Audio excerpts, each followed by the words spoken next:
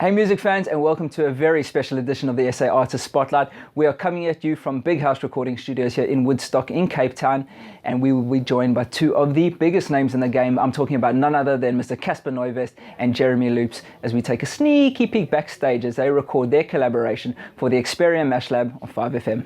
Ladies and gentlemen, two of the biggest names in the game, Mr. Casper Nyovest and Jeremy Loops. Gents, welcome to the SA Artist Spotlight. I'll take one. Thank you for making some time for us. We really appreciate it, man. Thanks for being here this evening. Thanks for making some time for us. My diary I had a spare space. I thought I'd make some time for you boys. Yeah, Thank you. Listen, here we are, Xperia Mashlab 5FM. Yeah. You guys are laying down your collab. Yeah. Let's talk about this experience. Firstly, what was it about the stupid fly? What was it about? I like that. Well, we keep it real here. Yeah. What was it about getting involved in this project? A multi-genre collaboration, kind of thrown together. Yeah. What piqued you guys' interest? Why were you like, yeah, let's do this? I'll let him take this one. Yep, boom. Get box the back, nice. I thought I saw him moving. I thought you were like preparing to answer. For me, honestly, it was just more of. I liked Jeremy from the first time we met. The first time we met, we were actually making money together, you know. We met in the studio and he had this campaign he was working on, and then he called me, and then we did this song and we got paid for it. So you guys have got some history?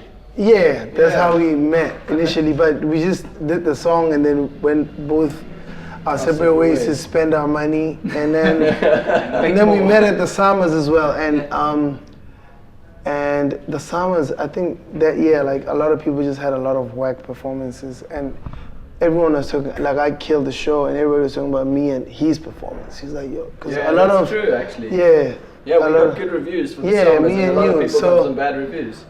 And they were we won't mention any names. Yeah, we're not going to name drop. It was cool actually. I never thought of that, but I did notice that on my Twitter feed. I was getting thrown in the same tweets as, I really enjoyed Casper and Jeremy, and I was like, that's cool.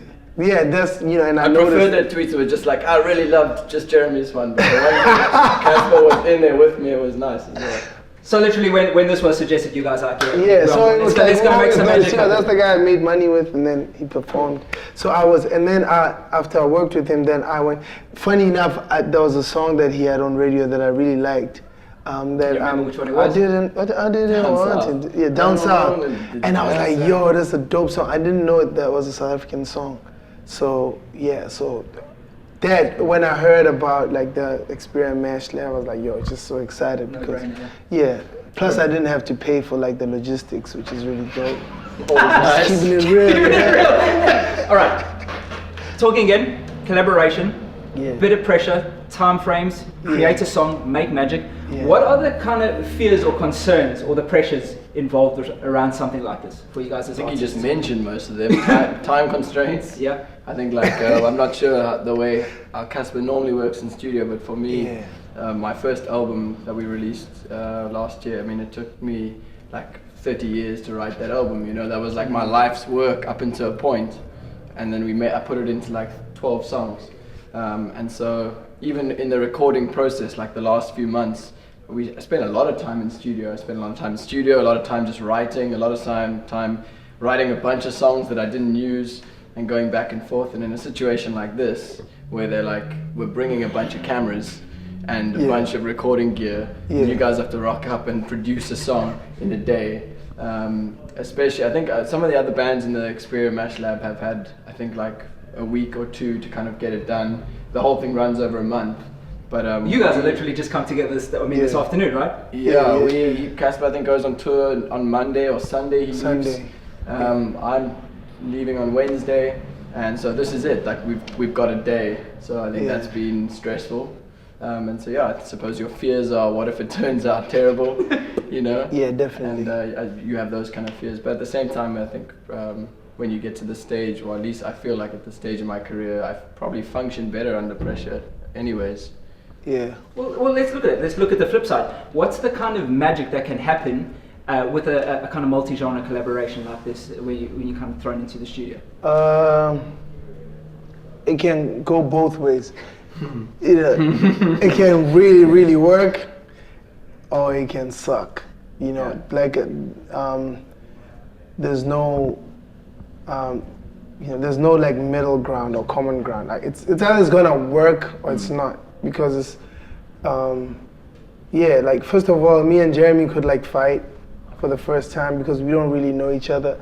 We might like spending 10 minutes with each other, like, yo, what up, how you doing? But we don't know what's gonna happen if we spend like 2 hours with each other. And coffees and yeah, you know what I mean? He Getting got me a bit coffee, hangry. and I don't even drink coffee, I just accepted it because he offered. You can't be rude, Like, man. you want coffee? I'm like, yeah, you know, I drink coffee all the time. Sugars and milk, I don't know.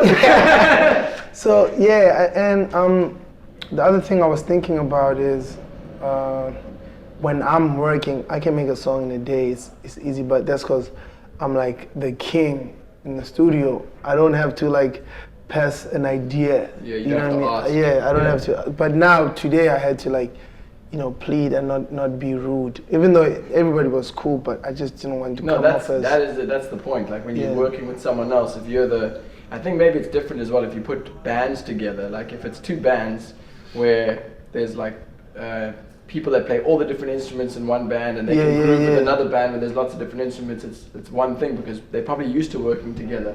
But even in my setup, even though I perform live with other like instrument like musicians, and I am in a band format, I write my stuff on my loop pedal.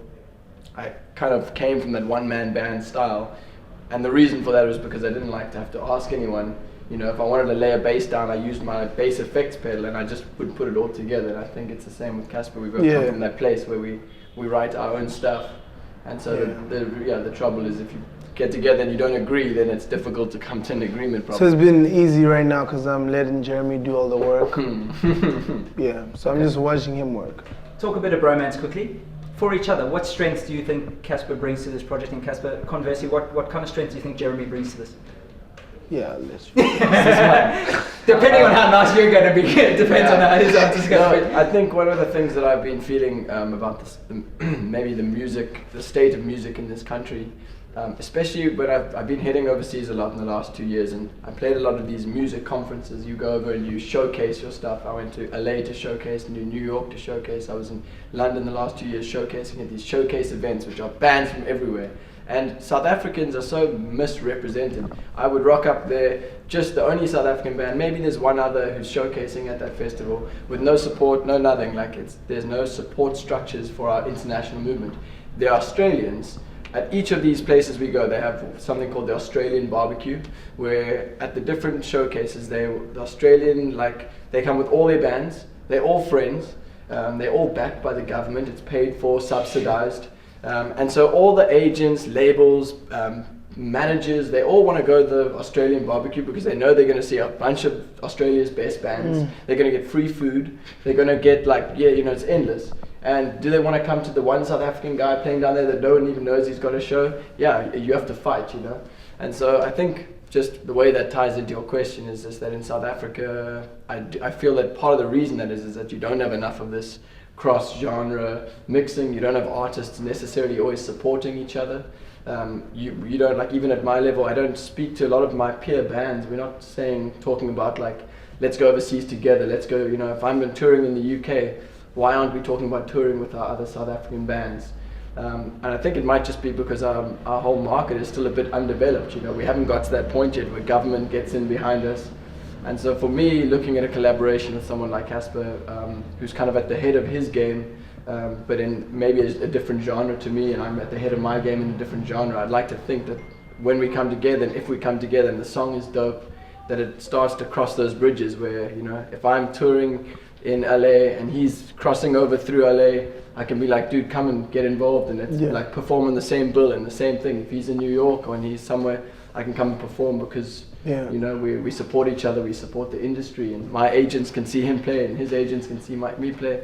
And I think there's not enough of that. So for me, it's also just about starting to build those bridges, I suppose. Yeah.